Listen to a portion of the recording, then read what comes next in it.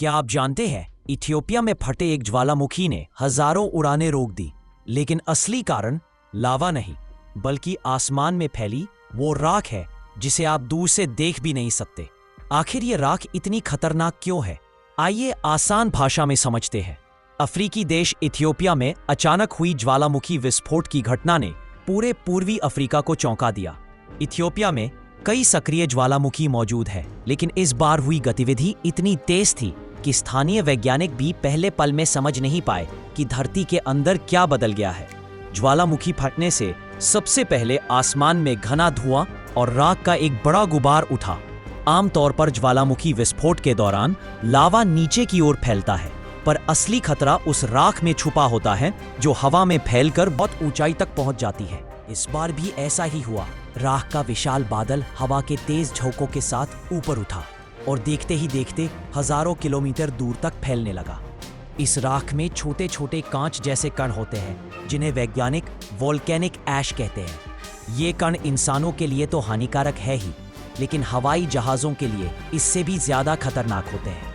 आसमान में फैली राख को नंगी आंखों से देखना मुश्किल होता है, लेकिन मौसम विभाग के सैटेलाइट ने साफ दिखाया कि राख का बादल इथियोपिया से निकलकर आसपास के देशों के ऊपर भी पहुंच रहा था। इस वजह से कई जगहों पर आसमान हल्का ग्रे दिखाई देने लगा और सूरज की रोशनी भी धुंधली पड़ गई।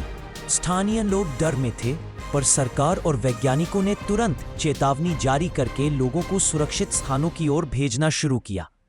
राहत की बात यह रही कि विस्फोट घने आबादी वाले क्षेत्र से दूर हुआ, जिससे बड़े नुकसान से बचा जा सका। फिर भी राख का असर इतना व्यापक था कि इसका असर अंतर्राष्ट्रीय उड़ानों पर भी पड़ने लगा। अब सवाल ये है कि ज्वालामुखी और उड़ानों का क्या संबंध है?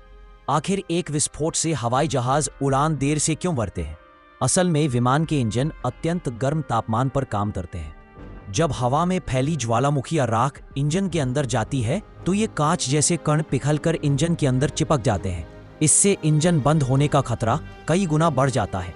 दुनिया में कई बार ऐसा हो चुका है कि प्लेन की अचानक सभी इंजन बंद हो गए और बाद में पता चला कि कारण वोल्केनिक ऐश ही था।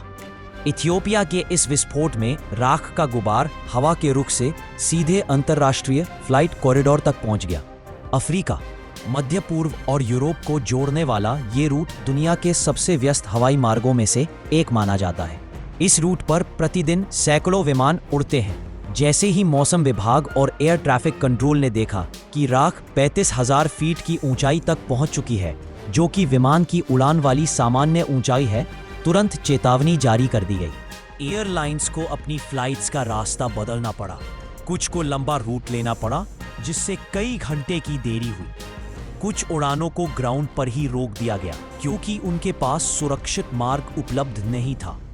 यहाँ तक कि कुछ एयरपोर्ट्स पर बैक टू बैक देरी के कारण यात्रियों की लंबी कतारें लग गईं। सबसे बड़ी समस्या ये थी कि राख का बादल लगातार हवा की दिशा के साथ बदल रहा था।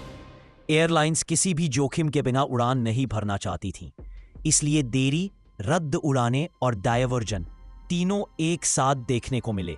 यही फ्लाइट्स डिले का मूल कारण था। इथियोपिया के इस ज्वालामुखी विस्फोट का असर सिर्फ देश पर नहीं बल्कि पूरे क्षेत्र पर पड़ा। कई अफ्रीकी देशों के मौसम विभागों ने अगले कुछ दिनों तक एयर ट्रैफिक में और बदलाव की चेतावनी दी है।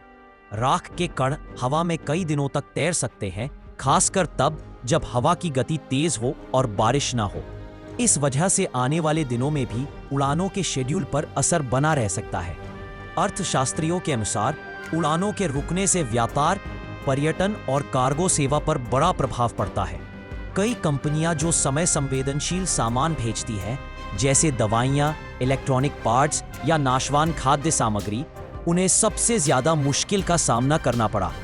एयरलाइंस को भी भारी वित्तीय नुकसान झेलना पड़ा क्योंकि देरी और रद्दीकरण के कारण अतिरिक्त ईंधन, होटल व्यवस्था और यात्रियों की क्षतिपूर्ति देनी पड़ी। स्थानीय स्तर पर भी ज्वालामुखी की राख ने किसानों की जमीनों पर असर डाला। राख मिट्टी को अस्थायी रूप से ढक देती है, जिससे फसलें खराब हो सकती हैं। हालांकि कुछ वैज्ञानिकों का मानना है कि लंबे समय में ये राख मिट्टी को उपजाऊ भी बनाती है, लेकिन ये प्रभाव महीनों बाद दिखाई देता है, तुरंत नहीं। सरकार और वैज्ञानिक लगातार निगरानी कर रहे हैं कि ज्वालामुखी में और हलचल तो नहीं है। अगर हल्की सी भी गतिविधि दोबारा होती है तो राख का बादल फिर बढ़ सकता है।